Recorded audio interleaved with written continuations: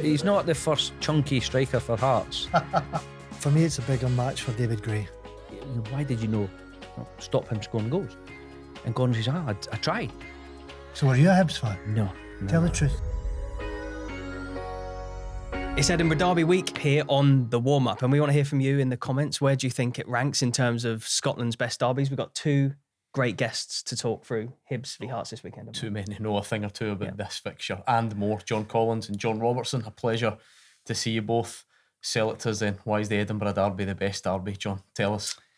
I think you get caught up in it. Being an Edinburgh boy, it's the biggest game. You know, if you grow up in the Edinburgh scene, so to speak, then that's the match. It's as simple and straightforward as that. There is, you know, unlike other cities, Hibs and Hearts fans dominate the fan base, and that's the thing. As I say, when you're going through primary school, secondary school football, juvenile football, it's Hearts Hibs. It's the way it is. And as I say, unfortunately, being born in the 60s, I can go all the way back. Hibs dominated the 70s, and from the 80s on, it's been mainly Hearts. So for the maroon half of the city, it's a fixture that has been very kind to them over the years. I saw the way you got that mainly Hearts line in there, John. You've obviously had lots of different derby experience. So what is it what's special about Edinburgh? That's two cities, two teams that are very evenly matched, size-wise, fan base, stadiums. Like every derby, fans are passionate. That's the one game. You ask any fan what game they want to win, and it's the same. They all say Edinburgh Derby, they want to beat Hearts. And they still get the big stand as well for the away fans, don't they? Which I think adds to the atmosphere of the Edinburgh Derbies that maybe you don't get in.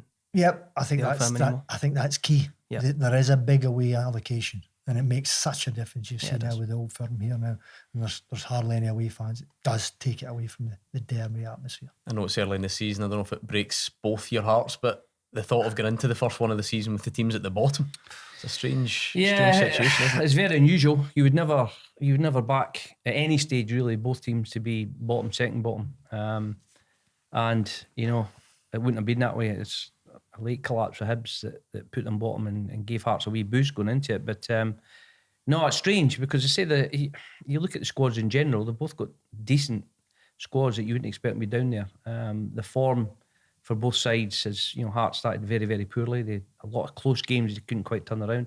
Hibs have been in some incredible positions ahead, but lost late goals. So it's one of these rare times. Normally you're going into a derby saying, one team's got the edge because they're in good form. The other team, maybe had a couple of decent, but both are actually going in. Probably means more this time around, doesn't it? Because of that, just both being down there, they're both desperate for those 3 points. Yeah, being honest, neither team should be anywhere near the bottom of the budgets they've got. But disappointing start. Stephen A. Smith never got it going after an unbelievable season last year. Who would have thought Hearts would have been releasing the manager down the bottom of the league? That's football. Hibs, young manager David Gray, big challenge for him. Not got off to a great start in his defence. Lots of new players, new goalkeeper, new central defenders, a few injuries, a few red cards last couple of games, which has proved costly. Both dugouts are really important. So let's start with Hearts, John. Talk to me about the sort of pressure, if you like. It sounds mad, we're talking second game, but this notion of bragging rights where, yes, the Hearts and Hibs fans want to finish above each other in the table, but then that like derby table, the mini league table where it's 3 games, 4 games, there's a new manager straight into it. It's the same every derby. And as we say, John's played in arguably one of the biggest derbies in the world, in the Glasgow Derby. The Edinburgh Derby is massive. And the whole week, the build up to the whole week is there. Now, Hearts will be a wee bit, I wouldn't say protected, but a wee bit distracted because tonight they have a European game. They have to play that. But normally, your free week up to Derby, right away from the Monday, you're playing the Saturday, the build up for the fans. As soon as the game, the previous Saturday's finished, they're on to you. You can't lose this week. You can't lose this week. And Alan McDonald and Sadie Jardine, when they first come in, emphasised the importance of the derby for the fans. They emphasised the importance of the city and what it meant to be the top dogs, have the bragging rights. And, as young players coming through at the time, you kind of didn't quite get it, but you did. When you turned up in the match and suddenly, you're playing in front of crowds at 8,500, 9,000, suddenly there's 25,000, 26,000 at the game, you think, wow, this is what about. And it is. And the closer you get to the game, suddenly you realise your postman is a Hibs fan, or the guy delivering service is a Hibs fan or a Hearts fan. They'll let you know that they're onto you, and this is how much it means. And that was Hearts trained differently. They did under Art McDonald, Jim Jeffries, except we trained differently on the build up to the derby because we had to approach it in a slightly different way. What's the story with the Wallace Mercer derby and the police coming into the dressing room? Because I guess that would probably underline what you're talking about. Is it a football myth? No. What was there? The Wallace derby game was charged up. He tried to take over Hibs. The Hibs fans were going nuts, and we knew it was going. Sandy Clark was brilliant that day because he got us in early. We actually went in early, and he sat us down and said, "Look, this is going to be the worst derby you've ever played in terms of atmosphere because the Hibs fans want blood, our blood, particularly. They want to draw blood, and they want the Hibs players to come out and show what it means that that Wallace is trying to wipe them out. So the Hibs players will come out and they will be they'll play like fans. Now, if you ask any fan in the world to put on a strip with their team and go out and play, the first thing they'll go do is smash the first opposition player they see. So what's the phrase? Blood doesn't show on a maroon jersey. We knew it was coming, and Santa Clark just says, "Look, let's upset them. If we win the toss, make them shoot down the slope because they don't like that. That'll upset them right away. And we need to take the adrenaline out of the situation. So just play the ball in behind. Don't let them get near your tackles because they're going to come in. And 15, 20 minutes in, they'll go." And that's exactly how it played out. We scored after 20 minutes. We scored after 30 minutes. We scored in 44 minutes. Game was dead. But every time we scored, there was a pitch invasion for the Hibs fans. And the police were struggling to keep the Hibs fans at bay. It was like a prelude to Zulu, the film. The Hibs fans were going nuts. Thankfully, after 44 minutes, they weren't really worried about us anymore. It was more that the Hibs players were getting the neck, but the police couldn't keep them at bay. And they say at half time, Sandy was saying the same thing. Do the same again. Knock it in behind. Just knock it in behind. Take the sting out of the game. And then they knock on the door. Policeman come in and say, "Look, just going to let you know that we can't control it anymore. We're under pressure with resources. If you score again, the likelihood is there'll be another invasion. We're not sure we can hold them back. If there's another invasion, please don't tactical score again." Advice from the game. police. So, and all he said was, "So it'd help if you didn't score." Now they didn't say don't score. It was Sandy Clark's exact words when he shut the door was expletive. Stuff that we're going to. You get a fourth, you get a fifth. We go. We came out. The game died down a wee bit actually because we played the ball behind. Hibs suddenly thought, we damage limitation a little bit here. We need to play ourselves back into the game, and the second half was a bit of a non-event. Do you reckon the police went into the Hibs dressing room to say, "Can you score a couple of goals"? They were tough times. Yeah. They were tough times for the Hibs. Yeah, I bet. Hearts were dominant. He was scoring every derby. But football's changed. Rules have changed. VAR, so derbies have changed. Yeah. The reality is You can't get away with as much. Managers can't go into the dressing room and tell, "I want you to smash him. I want players nailed first." Do you wish there was still a little It's the exact a bit of opposite. that I back? can't imagine the police will be advising people not to score. It's strange, either. right? Because I was at a function and the players were talking about the differences between when you played and how you played now, and anything that you would change. And the only thing for me where it made it slightly is, and it was funny because it was a few years ago, I'd done a chat with Gordon Ray when he was over, and people, the Hibs fans in the audience were saying, why did you stop him scoring goals? And Gordon says, I tried. He says, and don't forget that was in an era where you had 6 opportunities. Now, as Gordon Ray described it, it's the first 5 minutes. I knew the ball's played up to your halfway line. You're a striker. You're playing with your back to goal.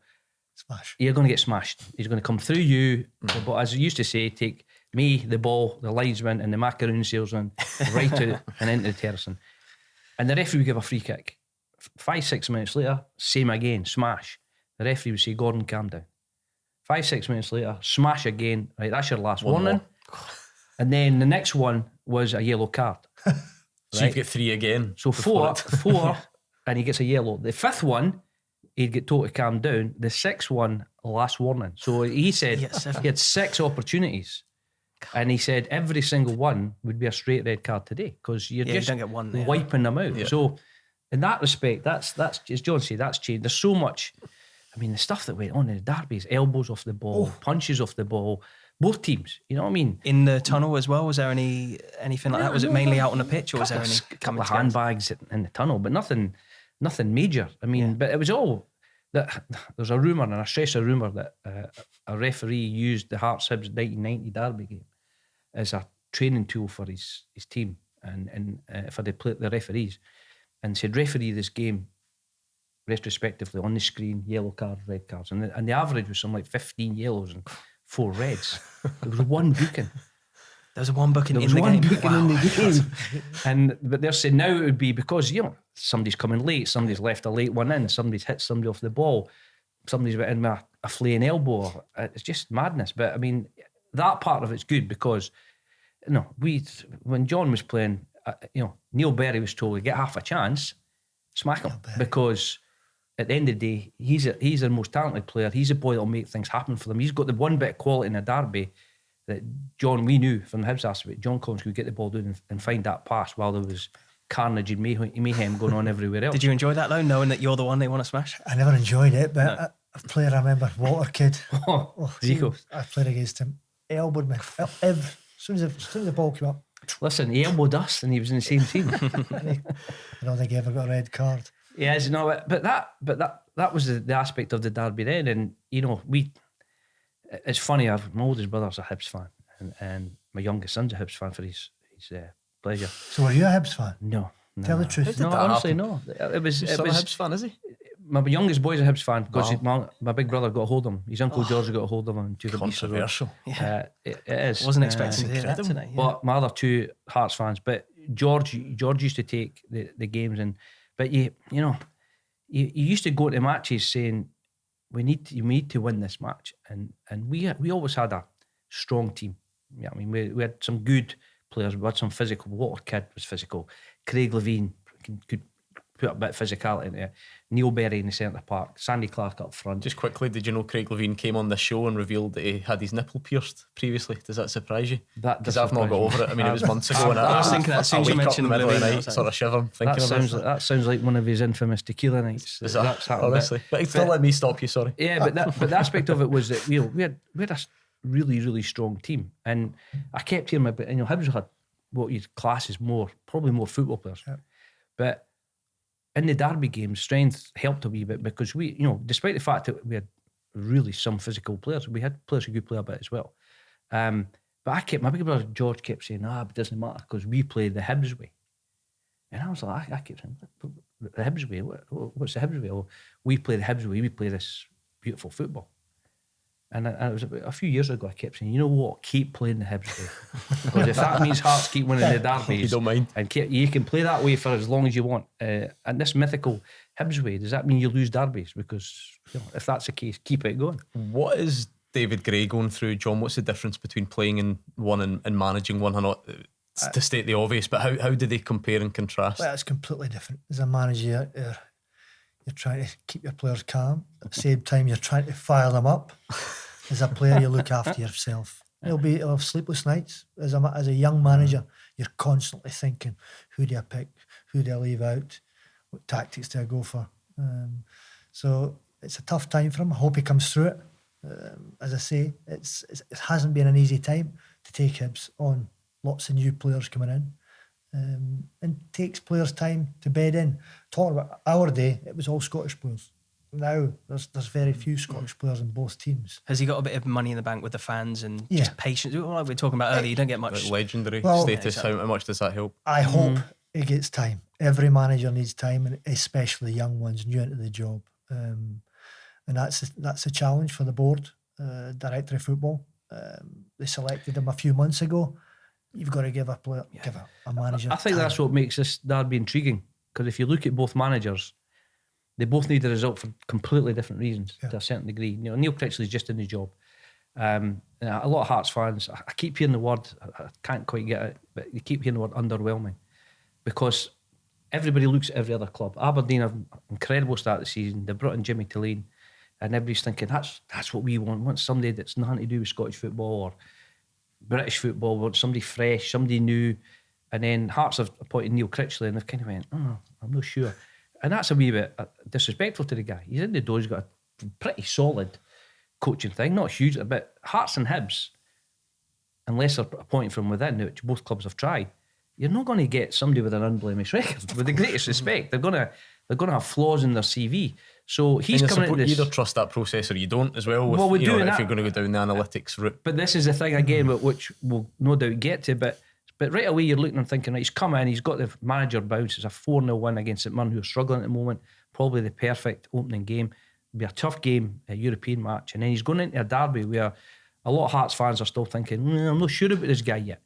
If he wins on Sunday, then suddenly quietens everything down, gives them plenty of time to get on with it, and Hearts fans see light at the end of the tunnel. Could even be a better thing that they were thinking like that when he came in, as less expectation. You can just go in and do your own thing. But you can spin it either way. You could say less expectation, but as John knows and we all know, the pressure's there, isn't it? the pressure's on right away. So if he was to win, everything would be, that just takes the noise out of the situation, calms everybody down, and lets them get on with the job.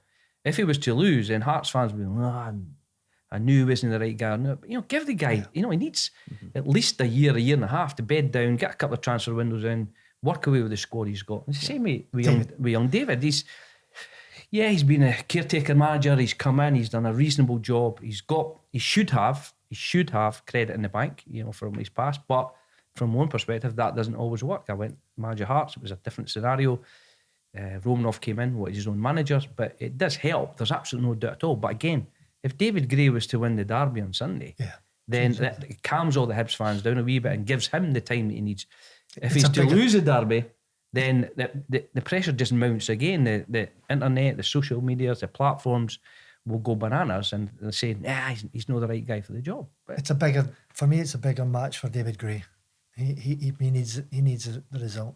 The way Hibs have the last few weeks, bottom of the league, Hearts managers, he's got months. I think David really needs a result and a performance, but more importantly, needs a result. If he can get the 3 points on Saturday, lifts a bit of pressure off him. Does the Critch ball, are they calling it that? Does every we team just do that now? Just take the manager's name and add ball we can coin that to the end phrase, of it. What did Critch ball look like, John? Did you see anything different? I mean, take Lawrence Shankland as an example. Well, I know you've obviously been lumped together with him because he's the modern equivalent, and he's maybe not been as prolific this season. Is him and Vargas, do they need to get more of a relationship going? What did you notice last week?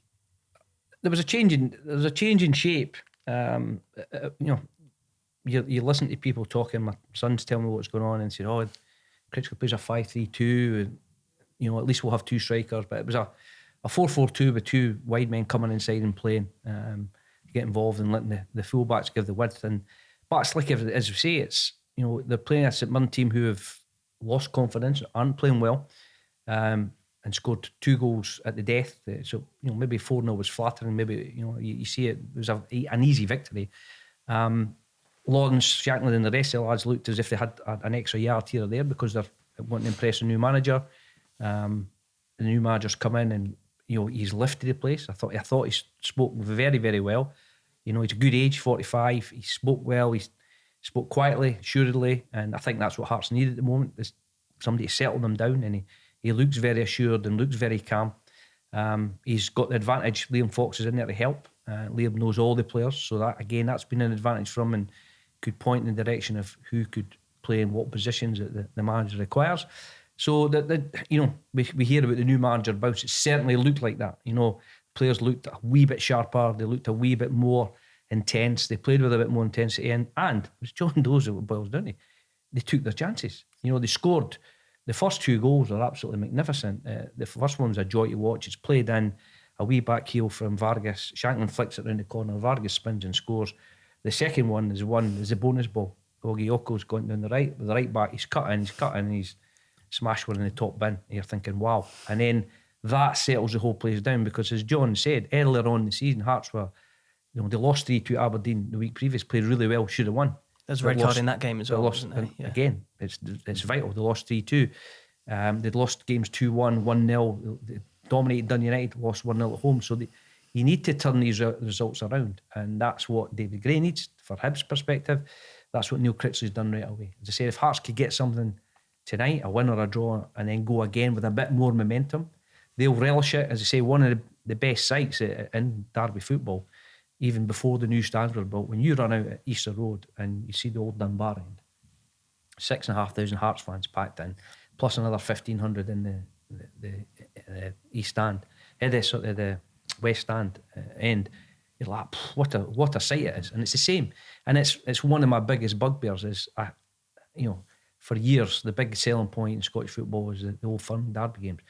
I've attended one at either media-wise at either stadium. To see a full stand of Celtic fans behind the goal is a fabulous sight, and the racket that they make. So for the players, it's great. And the same when they go to Parkhead, you've seen the Rangers fans in that corner.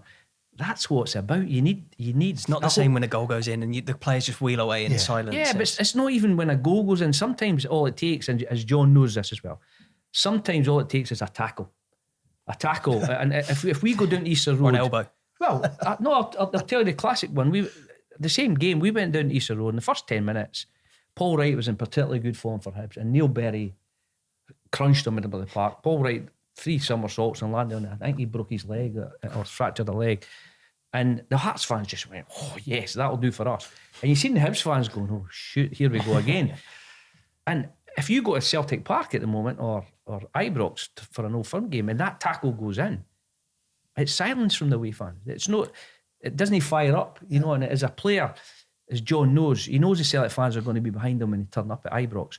But the roar they get when that first tackle goes in from a Yalby or Moravcik or somebody goes and hits one, or Larson bullets a header just past the post, the lift that gives the team and the players and quietens the opposition down even more. It's incredible. Have you got a standout derby memory, John? Because you've experienced it as player and manager and so many thoughts. If it's just put to you, what's like the first I think thing that jumps out? From a player's out? point of view, I never had a great record against Hearts. Everybody knows that because of this little chap here. But 1988 at Tynecastle, Steve Archibald had joined us that season. Big signing, an unbelievable player. How we got him, I'll never know. But we went there and scored an early goal. Our good friend Paul Kane, back post header, put us in the lead. Gordon Ray red carded, I think, 16 minutes. So we Can I were just under point pressure. out, I was at Newcastle at this time. So nothing to that's do the with season you missed me. it. Away from the blue. Nothing to do with me whatsoever. So I never kicked you. So Never got me that day. So we were down to 10 men under pressure at Tynecastle, and then we got a late goal. Stevie Archibald 2-0, and then they got 2-1 victory. That was probably my most memorable derby game, a victory at Tynecastle. I never had too many. What about as a manager then? We're talking about David Gray, because I think you beat Hearts on the way to winning the League Cup. That must have been a really special one then, especially, I mean, it would be special on the day, but now looking back, knowing what it led to. Yep. Obviously, derby games, as a player, I've just said I never had much luck. But my second game for Hibs as a manager was Hearts at Easter Road. They had played the semi-final the year before at Hampden and beat us 4-0. So it was a massive game. And we had a good team, lots of good young players. And everybody knows I like playing good football. But I also like my players being fired up for derbies. I like high pressing. In that game, we won 1-0, but it was a 1-0. It could have been 3 or 4. We completely dominated the game, and it was an outstanding. And needless to say, went on and won the cup. So that's probably. Who were the guys that night that really carried that out? Well, we had Bruni in the middle of the park. We had Boozle, Rob Jones, centre half. I think he scored the winner that day. So we Ivan Sproul, Pacey. We had the Moroccans, Benjamin, Zamama. We had a lot of quality on the pitch, and I gave them the freedom. As I always do with my players, we're going to play. I want us dominating possession, but we want to score goals at the same time. And it was just an outstanding performance. And man, better than beating Hearts. Especially getting on to He's win a waiting trophy. for his chance. 22. Yep. 22 unbeaten. What was that like? See, once you start building up that The aspect momentum. of it was, as I said, we had been relegated, and it was a young side that came up with Alan McDonald, Ian Westwater, Stuart Gold, Karen Mackay, Davy Bone, myself were parachuted into the team with Dad's Army, who were brilliant for us. Sandy Jardine, Jimmy Bone, Sandy Clark, Willie Johnson, Donald Park, Stuart McLaren. Walter Kidd was kind of middle-aged in between them, but people forget, they go on about 22, but our first 4.5 years up, we never lost a game either. So we actually went 17 unbeaten, and then we lost to Hibs at Easter Road, and then we went I think Hibs went 5 games. I'd went to Newcastle, came back, Hibs had gone 5 games unbeaten, then we beat them 1st of April and went 22 in a row. So it was something like, I love how he had to drop that just in. 20 Yeah, exactly. 22 games in a row. Wow. So it's very difficult to have. I mean, you look at that, so it was 17 unbeaten, then 22 unbeaten. So there was a spell over 10 years. In the derbies I played in, there was a spell over 10 years. We've only lost once at Tynecastle, and it was Gordon Hunter's goal to break the 22 in a row. And bizarrely, it was one of those games we actually battered Hibs, and we got beat 1-0, because in both those games, the football wasn't, at times, it wasn't to our liking, especially John being a culture player. There was a lot of battles. Hibs actually were the better side in most derbies at Easter Road, but couldn't beat us. The mentality at the time was they needed to score first. If they didn't score first against us, they didn't beat us. It was simple and straightforward as that. And the games would go tight. Hibs have chance after chance. Yep. We had keepers. Henry Smith saved a penalty. Nicky Walker saved a penalty. We ended up winning both games 1-0. It's bringing back all these bad memories. But that's the aspect It's of it. amazing We how just he remembers every detail. It's the thing, but strikers do. Strikers remember every detail, every goal. But our mentality at the time was that Hibs could not beat us if we scored first. And even if we didn't score first, the mentality was that we'll get a goal. And it's funny because if there's one trait that's remained, and I don't know if John notices this at all, but if there's one trait that remains in the derbies to this day, is when it goes to the death of the game. And it happened last year with Shankland. Yeah. Hibs fans panic with 5 minutes to go. If it's all square and they've been the better team, or they're a goal ahead and they've been the better team, they always start going, oh no, It's coming. It's coming. And they go quiet. And that's when the Hibs players are needed. Hibs fans need to get behind the team and see it through, but they can't because they think, we've seen this movie too many times before. From the 80s it happened, the 90s and through 2000, and there's last year, the Derby against Easter Road. It was a really poor game. It was fizzling out towards a 0-0, wasn't it? Shankland misses a penalty. Yeah. That's right. Then Hibs miss a penalty, and Hibs slightly better chances. It's fizzing out, and then Shankland scores in the 83rd minute with an absolute wonder goal. And that's the one where you're torn because you can't condone throwing things, but him catching the pie and eating it was pretty good. So listen, he's you're not the gonna see her first. stuck in the He's middle. not the first chunky striker for Hearts I'm to not get a wee saying, bit of I'm stick. saying absolutely nothing. I'm thinking about your derby, different derby experience, John, because you've played in loads of them. And Sam is obviously, he's relatively new to Scottish football. So every week we like to 4 years, yeah. we like to throw in just a little bit of fact, something that he can pass off. Tell him about the Predator boots, because this is going to blow his mind. I only heard about this today. Yeah. Did you? Yeah. I Just teased him briefly. with it earlier, I but didn't I hear thought it. I'd let Predator you. boots. I was sponsored by Adidas at the time. The boots arrived from Adidas on the Thursday. Yeah. And I don't know if anybody you remember, the first Predator boot was covered in rubber. Did not look like a football boot. Put it on. Out we go. The boys are giving me stick. What's that? That's not a football boot. Stayed out after training. As usual, practice my free kicks. Ibrox Saturday, 25 minutes into the game, I think, or just before half time. Free kick just in my zone. Yeah. 25 yards out. Call it 35. Just caught it sweet. Yeah. Not too much power. I went for accuracy rather than the power, and we hit it in the bottom corner. So the first player to score. So I was the first with the player, world famous the world, boots on. So to who get else them. would have been sponsored by Adidas? Who else would have been sporting No one else Predators matters. in that era? Who would have had? Was Zidane have had them on? Zidane, Beckham. Beckham would have So you been scored right. before Yes, those guys, yeah. These guys. So Happy a little bit of days. luck, but Because I think I'd was love it, to hear that. It was Craig Johnson. Was he? He designed He them. designed the Australian Liverpool player. Liverpool, Australia. okay, yeah. He designed them. Did he? Okay, yeah. And What an sent athlete them that is, over. though, That's because unbelievable, yeah. arguably the most iconic boot. Well, they the went first away for a player long in the time. world to score with them. And now I they're like back, that. aren't they? They're back in more modern times. They've got like a modern. Is that like version followed of them. you? Because I think you did something in the summer, did you that's not? Over right. at Adidas and I the was Euros. at the Euros. I was invited over to the main campus to basically get my boot in the museum. So that's where that boot is. Yeah. Is it Munich? So that's over. So what's your favourite goal? Is it the first Predator goal, or is it the Brazil opening goal at the World Cup? Good question. I think Ooh, my first testing. Predator won it. The first Predator one over the scoring against Brazil for Surely Scotland in the World Cup. Brazil's a penalty. That's the only thing. And we never won. We never won. Imagine scoring a World Cup penalty against Brazil and it's not your favourite Did he goal. mention it? Did he mention it's a penalty? I You know. scored against Brazil in the World Cup. Obviously, that moment when it hits the back of the net against Brazil, celebrating with the punter's equalising goal was special. Yeah. So see in the 90s when you put the Predator on for the first time, did you genuinely think, wow, this boot makes me curl the ball more than I did before? You know, I had that positive mindset. If The placebo effect. experts are telling you it gives you extra grip, and that's what they did in the labs. They were saying you get better grip on the ball, and if you get better grip on the ball, it means you can move it more. Yep. So my mindset was, I believe I'm going to bend this round the wall. And it worked for me. Just let's go present day to sort of round off the Derby chat. What's key? What do you see in this Hearts team in terms of where they can? It's key. can Every win, or is derby, you've got to start the game well. You've got to try and. It's not a question of getting a foothold sometimes. I think it's just you've got to be ready for it. You've got to be. It's not going to be fancy football. We're not going to see tiki taka. It's going to be bloodthirsty, full of thunder. Long ball, fight for second balls.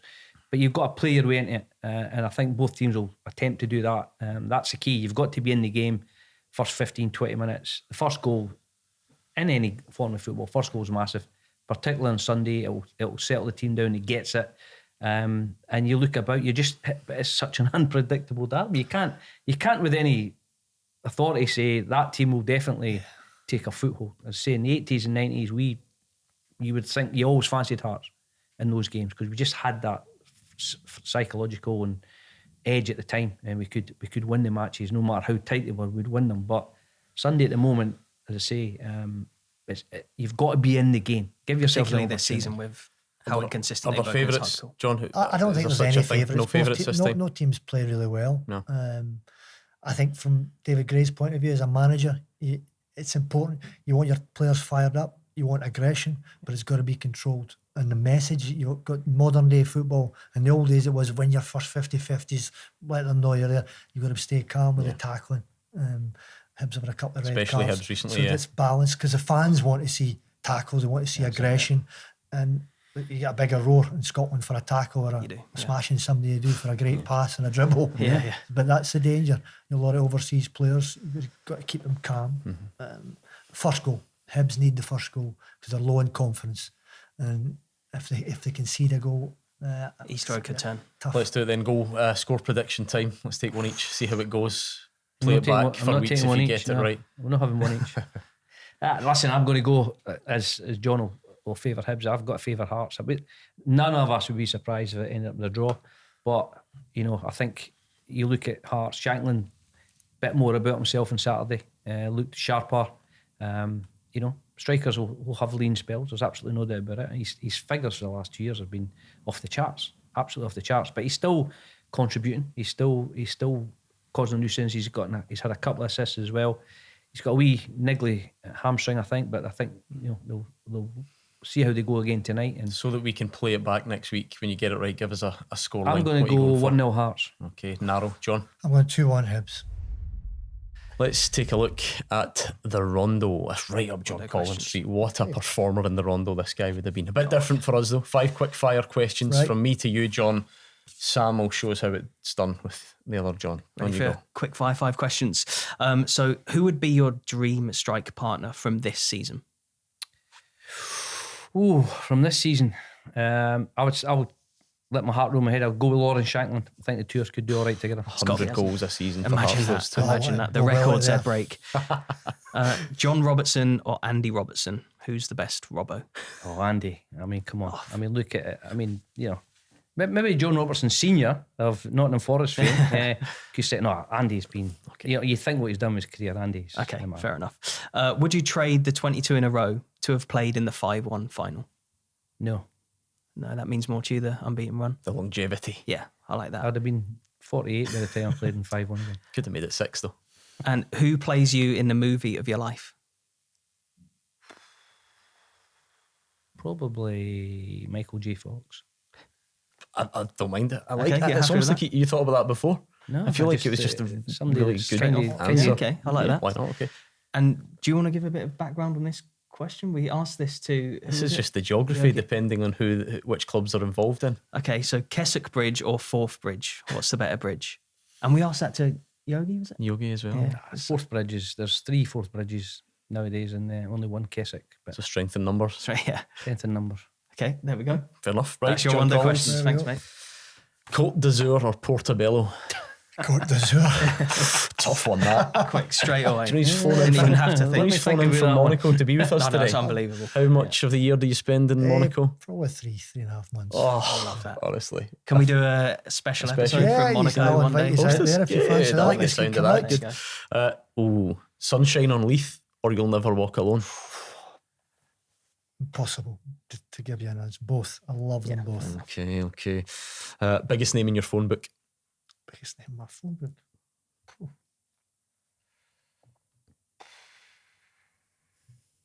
Alec Ferguson. Yeah, you're not the first to have said that, but it's always. I'm going to start saying, Fergie. apart from Sir Frenchman, Alex, somebody still a good one though. 'Cause That's you it. can't Who's a really top Frenchman, that, Alex? can you?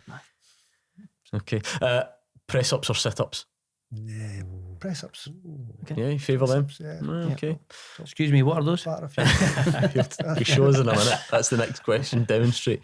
The passing, the moving, or the tempo, which is the most important? They're all important if you want to be a top player. Passing. Got to be able to pass the ball if you want to play in my team. You must have seen that video. Is it a fan stops you in the street as well and asks you to repeat it? You never seen that? I'm I not thought a sure I have, social no. media man you like you. that? That's See, I'm still learning a lot about Scottish people football. still- well- walking along George Street a few years ago, and some punter's got his phone. All right, JC, the passing, the moving, the tempo. So I says, These- you've got it. You don't get that in Monaco, though, do you? No, definitely not. Let's take a look at what else is coming up. Of course, it's massive for the league table as well. The bragging rights, everything we've said in Edinburgh. It is the Sunday, one of 3 Sunday games, in fact. The one that jumps out at the moment, really, from Saturday, as good as they all are. What have you made of Aberdeen, John? I mean, last week we were talking all season, really, but then it was okay, Celtic Park's the first big test. This will prove if they can stay there. Not only did they get something, but they do it, coming from 2-0 down, which When's the last team that's done that at Celtic Park? Inverness, I believe, Right. did it, and it was quite a long time ago. And they almost made it 3-2. Obviously, the goal got disallowed. Well, when you VAR. consider that they lost Miovski at the start of the Yeah, season, it's amazing, No, I think lost your main striker, who wasn't just a goal scorer; he was a worker. Yeah. Bringing a new manager from overseas, it's a remarkable start to the season, Yeah. and that result and performance at Celtic, I think it certainly surprised me. Enough to make you think that they've got that real staying power. No, I think no chance over the longer term with Celtic Rangers squads. Celtic will pull away from them, I've no doubt. But no matter what, the Aberdeen fans have got to be absolutely delighted compared to what they had last season. Yes, they showed great character. I mean, it was 2-0, a couple of chances for Celtic to make 3. But then he's tweaked a couple of things at half time. He's brought on Duke as well. He's got a bit of pace about it. What they have got Aberdeen is pace. With Sockler up front, Duke and the Niskanen, really quick players that could stretch Celtic's backline. It's one thing Celtic have as well is pace up the other end. Because he had Nisbet who started and he brought him off He at brought half him time, off. didn't he? So he's realised he needs to get. It's a big pitch, Celtic Park. I mean, it's a prairie. Yeah. So he needs the space behind. He knows he can get at them, so he's got at them. They got to 2-2. Very unlucky with the goal that struck Duke's hand to go 3-2. But it was, for me, listen to it from the open Mike's aspect of it. It was refreshing in the fact that somebody's, showing the Coondas to go down there and go, you know what, actually, we're going to stand up to Celtic, because too many teams crumble. You can go there and you can, I've been in teams that have gone and sat behind the ball and parked the bus and made it difficult. You still come away losing 3, 4, 5. I've been with teams who have had very little of the ball and won games. So as I say, nowadays, possession, everybody was, when Barcelona were, the great Barcelona team were playing, everybody was overtaken by possession. Now, you don't need possession to win games. It's about what, you can come at us, but we'll catch you on the counter because we've got pace. Was it like 4 or 5 passes from the keeper to But it's out to brilliant. But McGrath you and look then at, through? I think where Jamie Tillene's been fortunate, and it was one that you looked possibly could have been the same for David, due to one bad result, was he had a very soft League Cup group, which allowed him to bed himself in, get the players organised, and they waltz through the League Cup section quite Then you buy comfortably. into what you're doing, don't you? Because you're winning games. So they're winning that, games, and the fans were because even then there was a couple of games at Pittodrie where they won late. The fans weren't particularly happy, or they were booed off at half time a couple of times because they weren't quite at it. But they won the games comfortably in the end, and then they started off, and people were saying fortunate they got St Mirren at home on the back of St Mirren coming from a European game. They got Kilmarnock at home on the back of a European game. But they won those games. But then they got a good draw. They got Queen's Park in the next round of the League Cup, beat them with a late goal. Then they got Spartans in the quarterfinals. So again, they've really cruised through the League Cup. They've just taken care of everything that's needed to be taken care of, and suddenly they're in the semi-finals with a right good chance. In the last 4, you've got a right good chance. The league, they've just taken care of business really well, really professionally. I watched them at Ross County. Could have lost the game, if you're being honest. They missed a pen, did they? County scored a goal disallowed. Aberdeen scored a goal disallowed. County got a penalty. Brilliant save from Meathoff, an unbelievable save. And then they go and score in the 98th minute, and you're thinking, this is what we talk about: momentum, confidence, to keep going and keep going and keep going. And they've just got this belief at the moment that we don't care who we play. We've got the confidence in the players that can hurt you. What did you take away, John, from the European performance, and obviously a very different type, and there's been so much focus on, can Celtic do that? Brendan Rodgers, he's throwing that word pragmatic around everywhere because everyone throws it at him. Well, it was a dogged display. They were pinned back and they got a bit of luck last night. Let's not kid ourselves. They got a terrific result, a really important point, but with a lot of luck, and another day we could have conceded a few goals, Celtic. But players were putting their body on the line, as they say, blocks, headers, and everybody was working their socks off. Dropped back, got deeper, more compact than they have. But there was periods in the game when they opened up and had some nice phases of play. Just that final pass or bit in the final third let them down. But I think it was important for everybody at the club, the manager, the players and the fans, that they kind of bounced back after the heavy defeat against Dortmund. So that'll give them a lot of confidence in Europe. Obviously took a lot of stick for the Dortmund, and they'll get a lot of plaudits getting a point against Atalanta. Yeah, looking good with 4 points. Stuart Kettlewell has run Celtic close a number of times. In fact, Brendan Rodgers, though, has got something about scoring late goals at Fir Park, and significant ones. You remember last season, that was when it was really in the balance, and Adam Ida came off the bench and got a double.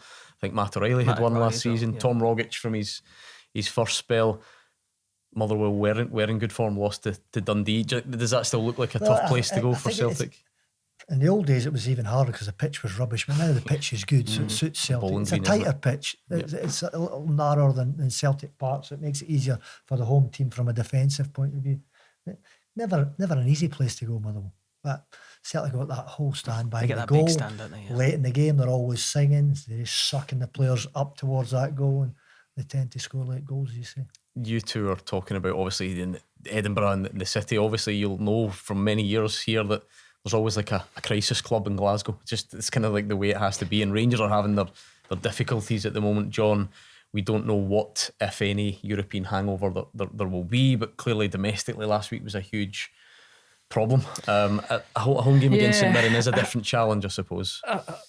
That's the problem at the moment, is Rangers don't seem settled.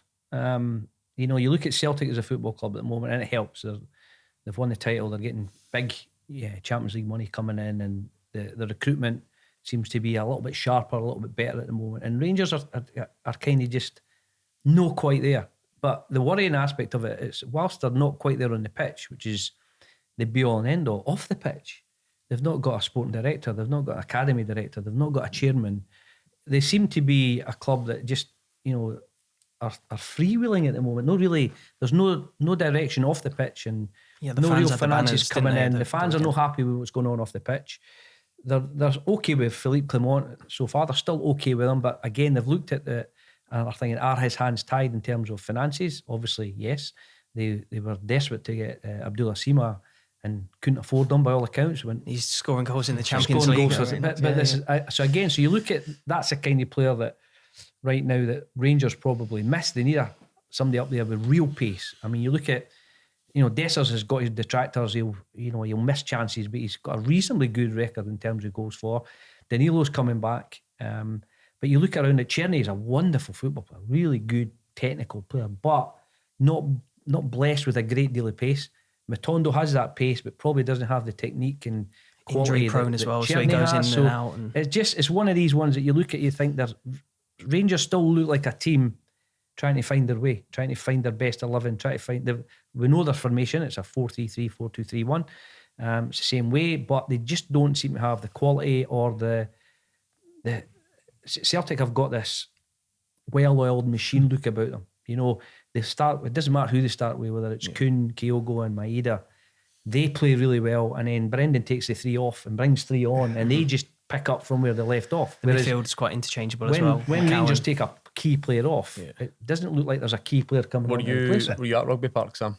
You go along? I was, yeah. Sunday. Yeah. What about the shout last week from Charlie Mulgrew? We had Charlie Mulgrew here last week. This was brilliant. Yeah. He foreshadowed this, didn't he? For John Suter in particular, just because he was involved in both, he was saying it's one thing keeping out Cristiano Ronaldo, but Marley Watkins or Kyle Vassell might genuinely be harder in a different way or a different challenge. And he kept a clean sheet against Ronaldo and then versus Portugal for Scotland. Then at the weekend, it's the weird little ball through and the tussle. Is that the challenge? I don't think and no offence to Kyle Vassell or Marley Watkins, I don't think anyone's saying they're better than Cristiano Ronaldo, but some people that different challenge is not easy to handle sometimes. They're probably more rugged, more robust. They run into you, bump into you, they run out, miscontrol it. It's More physical, I more guess. In a way, physical. yeah. I think that's the key, more physical. For me, it's the hardest time. The manager of Rangers, it's a difficult job. We just talked about Celtic have got a strong squad, experienced manager, winning, fully confidence, full stadium. Rangers, we're talking about time for the manager to go. It's a really difficult job if you've not got a lot of money to spend. They've brought in 6, 7, 8 new players in the summer. Takes new, most of them. Seems like every summer for the last few years has been a rebuild. Overseas isn't it? players take some time to adapt their families to come to a new city, kids into new schools, different leagues, different venues. That's what Philippe Clement's been saying, though. You know, they're humans, they're not robots. Exactly. But you were also in the most impatient footballing city in the world. It's difficult, again, isn't it? And that's it's the fans. I think modern fans have always been impatient, but I think more now than ever, fans are more vocal after a few bad results. They're wanting people. They've got a voice now. They're wanting people sacked. They've got a voice, and as you say, it's easier to give people stick. They say we keep hearing Philippe Clement talk about the rebuild.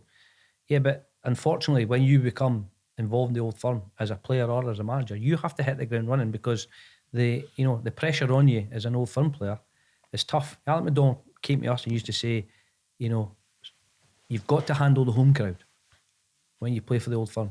And he said the same when you play for Hearts, HIBS and Aberdeen. You must be able to handle your home crowd because it's easy to take the ball when in front of 52,000 when you're winning 2-0. Will you still take it? He would. 2-0 down at Celtic Park to Rangers. Give me the ball, I'll make something happen. But other players won't. Other players, that's when you find out who really top class players are. So some players will shrink and no want it. And you can see them, especially in the big games, you'll see it. And then there's other players that won't. And he said the same with us when we played at Hearts. You must be able to handle Tynecastle when you're behind. I used to run out Easter Road and get slaughtered by the Hibs fans. And I just went, I rose from 5'6" to 5'7". Come out and went, I wish I could do that. I was going to say, you're in good company in here. Exactly. So, you come out and you're running out and Hearts fans are great. And the Hibs fans start booing, you start slaughtering you start slaughtering your kids and your family and all sorts of things. And you're going, oh, great. Because they're scared. They're scared. You notice your postman, who you mentioned earlier, in the crowd giving it to you. But the aspect of it is that you look at it and you go, they're slaughtering me, they're abusing me, they're scared of me because they know I'm going to score. So that's great. So I've got that on them right away, and you just smile. For years I would kid Hibs fans on by saying, you keep going on about sunshine on Leith. What's the second verse? Because I've never heard it. I score after the first verse and he's all shut up. It's interesting with the Rangers players, you've noticed them having a go at the players. They're not used to that. Where they've come to them, they're used to that kind of stress and pressure from their own fans. So that's a challenge. Yeah. The bottom line is top players deal with it. Right, let's look at the Championship as well. Really interesting fixtures jumping out.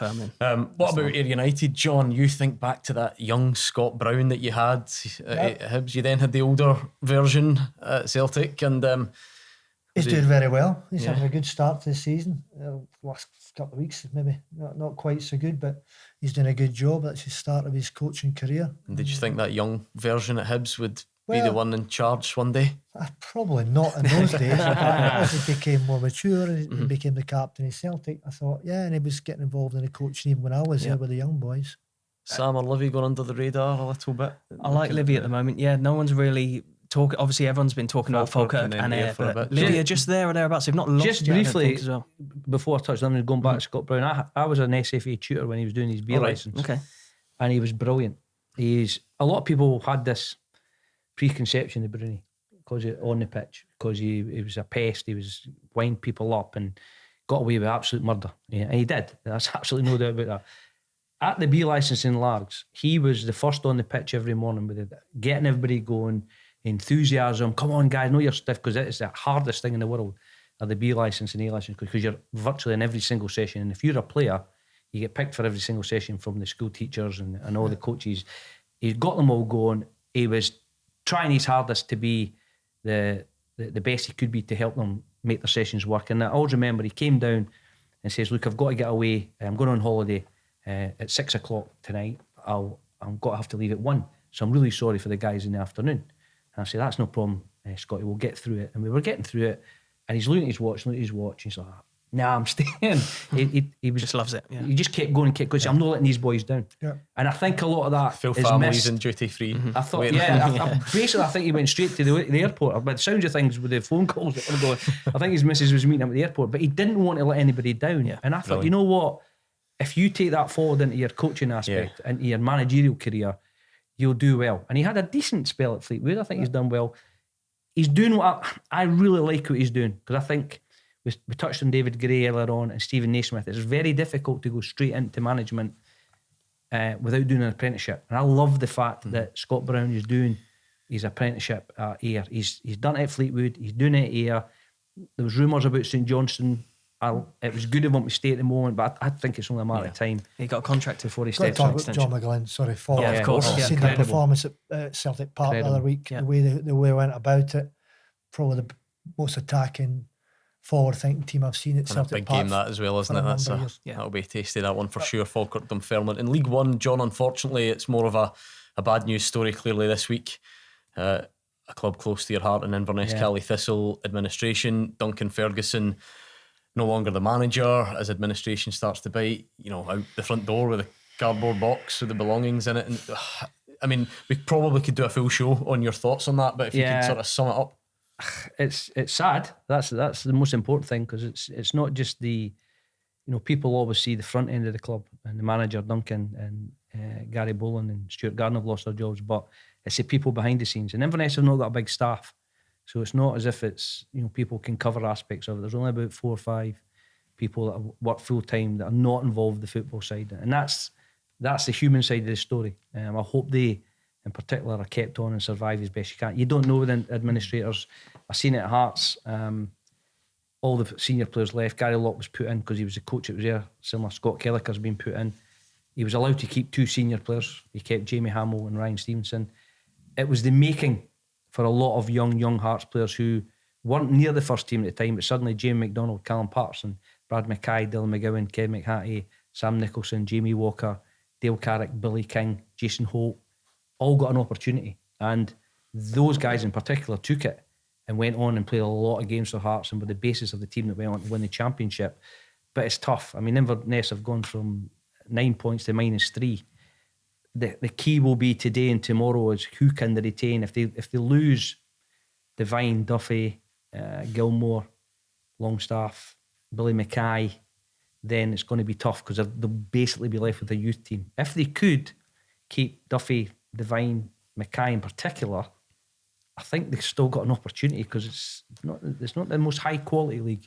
Yeah, it's so tight, far. isn't it? And everybody's It's tight. beating each And that other. game against Dumbarton's massive because they are the team that are above them now. Nearest them, isn't it? In the They table. were bottom before obviously the deduction. A So lot of interesting stories down the leagues of well. Clyde have got a new manager. Clyde have got a new man, Darren Young, Where are you yeah. going this weekend? I feel like you're just going to all the big games now. I haven't I've fully noticed decided. this. yet. No, I I'm think going to a we- smaller one on Saturday. Don't want to reveal too much. Smaller but- one, right? right? Okay. Oh, it's like that now. A Well, smaller game. no. Sunday's a big game, obviously. We got the derby, but So yeah, you're on the not Saturday decided yet, I'll go keeping to a it- lower keeping it league. quiet? But I haven't. Do you know when I quite was at Hampden? This is how I know that I'm starting to settle into this YouTube role. I was at Hampden for the Scotland game, and a wee guy came up to me and said, "You're Sam North's pal." He's made it now, hasn't he? He's made it big. He's made it big time. Because I hang about with him. The Forget- YouTube.